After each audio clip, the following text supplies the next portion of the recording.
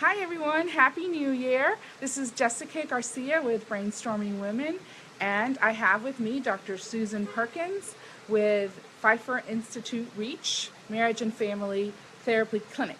And we're here to talk to you today about New Year's resolutions, some ideas, as well as some tips on how to keep those resolutions. And so thanks, Susan, for joining us today. Thank you. I'm excited. Yeah. So I wanted to start off with saying that the mission here is to perhaps do something that you're already doing, maybe do it differently, maybe do more of it, or maybe do less of it. We don't necessarily want to change you, we just want to be able to help empower you. And so from that, the perspective that I'm coming to you with is from a financial perspective. And so, Susan, what I find with some of my clients is that there's tremendous opportunity to have your financial information. Oh, tell me about that. So, for example, credit report. What is on your credit report? So one thing that I would suggest you to do, score, exactly. That's what most people focus on, is the score. And while the score is very important, particularly when you're looking to obtain credit, you also want to know, for various reasons, fraud, identity theft, things like that, you want to know what's on your credit report. So number one, pull your credit report. Annualcreditreport.com will give you one free one per year. Oh, wow. So yeah, so you want to take advantage of that, and then just sit down. It's going to be possibly a tedious process, lengthy process, but dedicate some time to going through it line by line. Who's the creditor? What are they reporting? Is it accurate? Have you had any lates? If you haven't, then, and there's some listed, then you need to contact that creditor. Okay. So make sure that you are aware. It also lists the high balance that you've had, and then the current balance. And so just compare, make sure you know this, so that you build a basis of knowledge about what's in your credit report. Okay, so that's one that I would recommend for this year.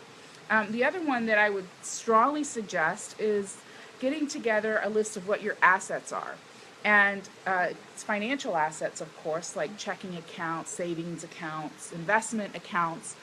Get a list of those, get some statements. Try to achieve that in the first 30 days of the year, right? Sometimes they're quarterly statements, so you might want to get the statement from last quarter, from December. So But timing matters there. well, I think it's important if you want to do this as a routine, so that this January we do it, and then next January you do it. Okay. It doesn't mean you're not looking at it anymore. It just means that you need to know. It's important to have this information. And so along with those accounts that I mentioned, you also want to know, your real estate. When did you buy it? Do you have the documents for that? Should you need them? But Paperwork. it is paperwork, yes. But that's okay. That's okay. And it's paperwork that is available to you. It's just important to have it and handy. And so I would like to add with that, do you have life insurance? Get a copy of that policy. Do you have a pension, or your spouse has a pension? Get a copy of the benefit summary. Do you have, get a copy of your passports. Keep that handy, because if you're in another country and your passport is lost, that embassy can help you much quicker to get a passport, a copy of it, if you've got a copy of it at home, or that someone can get to. In fact, take a picture of it on your phone. So part of your assets, part of the important thing to have in that collection of documents is important paperwork. Not just what money do you have available to you, but what documents are your key foundational documents for functioning. That are you, that make up who you are. And then finally, I'd also, any wills. I would gather all that. Now, those aren't, like you said, they're not necessarily financial documents, but they're important. A will is an important document that could ultimately affect your financial future. Oh, absolutely.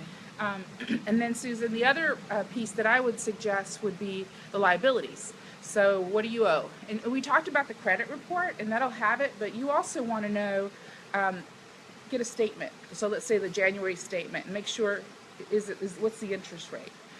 Who is it? Is it just your debt? Is it you and your spouse? Be informed. So that just the actual name on it matters. Yeah. Regardless of whether you're living together or not. It's important. Okay. And so my suggestion would be buy an accordion file, okay, and put it all in there. And in the case, should you have an emergency and you've got to leave your home unexpectedly, something horrible happens, weather, you've got it and you can just get it and go. And perhaps you have 2 copies, one for your spouse and one for you. But it's the key thing is to have it, know what it is, and have it accessible and being able to leave with it. Can I just add in here, one of the important things about that is, as a marriage and family therapist, that I've seen happen over and over is people make better decisions when they don't feel desperate. When they feel like they have the information that they need and they're self-sufficient, they make better decisions whatever they decide to do with their relationship. I've also worked with families who have been in domestic violence situations. Oh, certainly. Or who have had, it's one of those emergency, we have to make a decision about what we need to do right now. Yeah. Or family tragedies, things like house fires, house flooding. And the families who have had these accordion files with everything collected, they are so much more resilient. It's so much easier for them to get back on their feet than the families who leave literally with the clothes on their backs and maybe their car keys. Thank you. That's makes very good. Makes a huge difference in their long-term mental and emotional health. Very nice. Well, thank you. So those are the ones that I would suggest. And so from that, Susan's going to share some tips, perhaps, that might help us stay on track. Oh, New Year's resolutions. Anybody made some and not kept them? I'm working not on even it. remembered what they were. So one of the things I love to do is help people make the change and make the change stick. That's going to help them be more of who they want to be. Better version of myself. Exactly. Yeah. And that's absolutely a key. This is not about a New Year's resolution that I'm suddenly going to become a different person. First of all, that's not realistic. And secondly, why would you want to? If that's where you are. Me. Yeah, if that's where you are, then come for therapy and we'll help you like yourself. So this is about doing more of something that you're already doing, or less, or in a different way. Yeah. Awesome.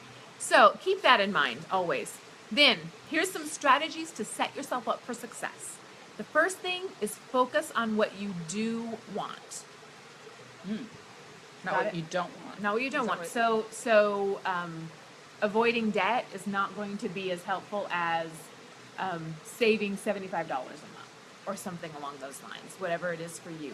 So focus on what you do want. The second thing is see it regularly. I have many years where I didn't even remember what my New Year's resolution was, so put it somewhere where you'll see it. Third, plan. Now, when the motivation is high, plan out what is it really going to take to follow through to implement this strategy and to be successful. Fourth, be intentional. So I have 2 sub goals here, or 2 sub points. One is if it's an ongoing New Year's resolution, like follow a budget that needs to happen on a regular basis to be successful, put it in your calendar. Schedule that appointment, make it part of your routine, make it a Saturday morning thing or a Friday afternoon thing, make it a routine. And then the second one is if it's a one-shot thing, like get your credit report and go over it by end of January, then schedule that on your calendar so that it has a specific time and doesn't just get continually pushed back. Number 5, use peer pressure to your advantage.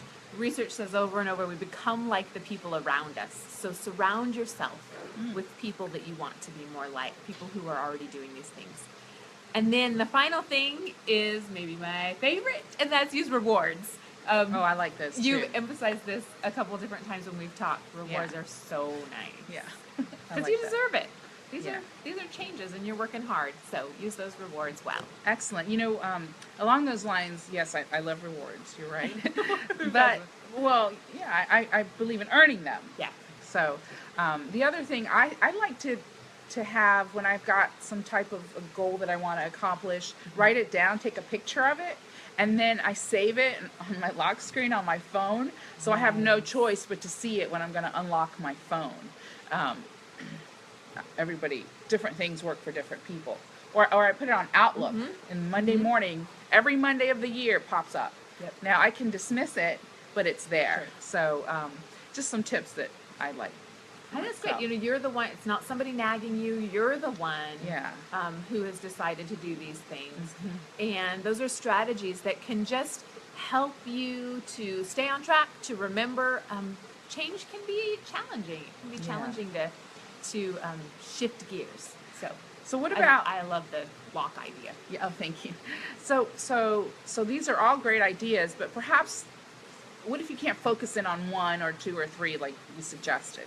A lot of people make New Year's resolutions, and they make New Year's resolutions as a list of 2 or 3 or 10 or 20 things that they want to do throughout the year. But there are different approaches. One of the things you mentioned earlier that I think is a brilliant idea is just plan right now. I'm going to set one goal at the new year, and then in February, in March, or maybe at every season, I'm going to set another goal. Put that on your calendar. I see. So bite size. Yes. Yeah. I like that. And that keeps you in a framework, in a mindset of continual improvement and growth. So I would suggest, though, along those lines, that you want to make them achievable. Yes. And attainable, because you don't want to feel bad about yourself. You want to be able to accomplish these. Absolutely, yeah. No guilt, no feeling bad. Good. That is not the point. And then the other approach that can be really fun, I've been hearing a lot about this recently, is choosing a one-word theme for the year, or a one-phrase theme for the year. The theme that we thought of for us and for our conversations here is financial fitness. Yes. Part of the beauty of that theme is that then, as you go throughout your day, you have a lot of opportunities to ask yourself, is this decision or this choice I'm making bringing more financial fitness into my life? Right. Or is it contradicting that goal? Is it making harder for me to achieve? So does it that fit within that theme? Yes. I like it. So do I go to Starbucks this morning, or do I make my coffee at home? Exactly. And you know what I find, what I see with my clients is when we look at cash flow analysis and the decisions that they're making now, and how they impact them 10, 15, 20 years from now, reducing expenses can make such a difference in when you are, how it impacts you when you're 80 versus when you're 70, for example, or 60 or whatever. So it's also important to think of it big picture. So that's what I like about theme. That Starbucks, that high cost coffee matters. Oh, nothing against Starbucks. No. Yes, but it's just an example of an expense. Yes, or just one idea. So awesome. Well, so any other tips you want to offer us, or? The final thing is just go forward. Have a wonderful new year. Focus on being more of who you want to be, and set yourself up for success. Well, thank you, Susan. And we're going to check back in about 30, 45 days, sometime in February, with everyone to see how we're coming along. So Happy New Year. Thanks for your time today. And this is Jessica Garcia with Brainstorming Women at brainstormingwomen.com. And Susan Perkins at Pfeiffer Institute Reach for Marriage and Family Therapy. Have a great day. Thanks.